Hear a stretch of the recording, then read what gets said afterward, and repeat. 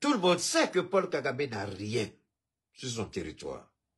Où il va voir ce que l'Union européenne lui a demandé de lui vendre. C'est voler à Goma. Donc, l'Union européenne finance la guerre. Où est Félix? Pourquoi Félix est assez idiot pour ne pas comprendre ça? C'est pourquoi quand son conseiller a voulu me parler, je lui ai dit, je n'ai pas le temps parce que je combats ton président. Pour moi, ce monsieur ne doit pas être président de la RDC. C'est un bébé gâté. Il connaît rien en politique. C'est le nom de son père qui lui a permis d'accéder au pouvoir. Il n'est pas à la hauteur de la fonction présidentielle.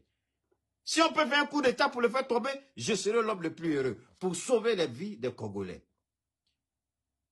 Quand vous êtes en face de ces idiots d'impérialistes, vous ne parlez pas, vous agissez. Poutine nous l'a montré, l'AES nous l'a enseigné. Il faut agir. Et les Congolais parlent trop. Il y a un plaisantin même que j'ai vu. Il va venir parler des Congolais qu'on tue. Pour commencer son émission, il montre qu'il va porter un costume qui coûte cher, une montre en or. D'abord, il prend le temps de se bluffer, et puis ensuite, il dit, mais regardez-moi un idiot comme ça, là. Et ça, les Congolais vont regarder. Attendez, pendant que les gens meurent, lui, il montre qu'il porte une montre en or.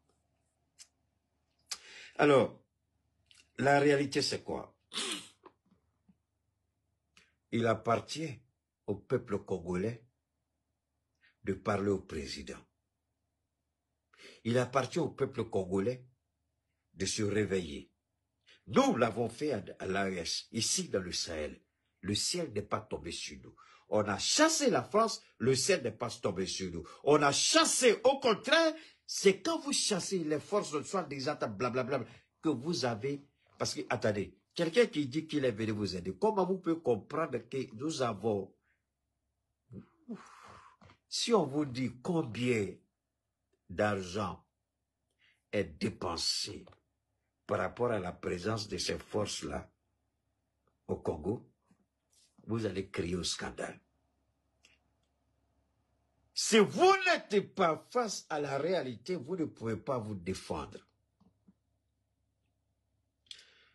Pour que le Congo soit défendu, soit que ce qu'il dit, il doit accentuer le départ de la MONUSCO. Pourquoi c'est MONUSCO? Il faut les chasser du pays. Parce que tant que ceux-là seront au Congo, il y aura... Eux, ils sont là. Attendez, je vais vous poser une seule question. Les Congolais, est-ce que vous êtes là? Détestez Keïta, mais il est votre meilleur allié pour le moment. Le seul qui peut vous défendre avec éloquence, avec preuve à l'appui, avec analyse percutante, le seul qui peut vous défendre véritablement, c'est Cheikh Oumar Keïta, peuple congolais. J'ai refusé de parler au conseil de votre président, mais je vais vous parler de vous à moi.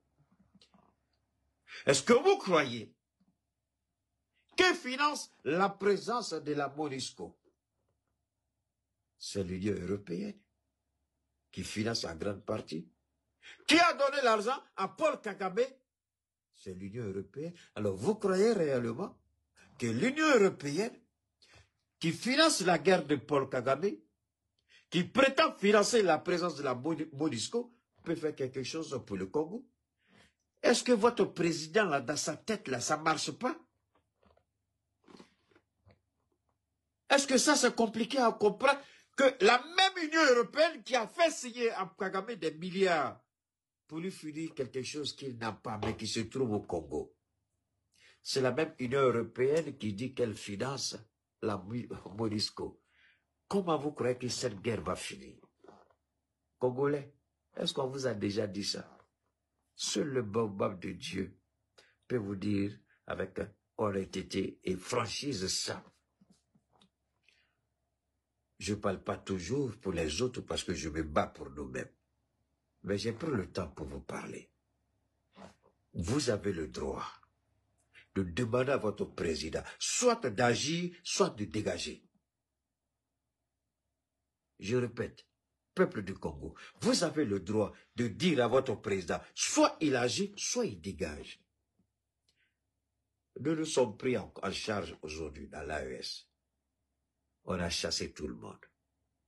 On est souverain sur notre territoire. Personne ne viendra faire notre combat. Vous croyez réellement que les autres là vont mourir pour vous? Vous avez entendu tout à l'heure l'élément que j'ai joué.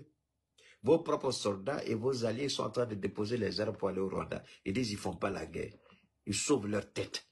Ceux qui sont venus vous aider déposent les armes à la frontière rwandaise. RDC. Où cette guerre arrange Félix Tshisekedi, où cette guerre ne finira pas. Elle arrange peut-être Philippe d'une certaine manière, mais ce sont les Congolais qui meurent. Vous avez entendu tout à l'heure l'élément audio.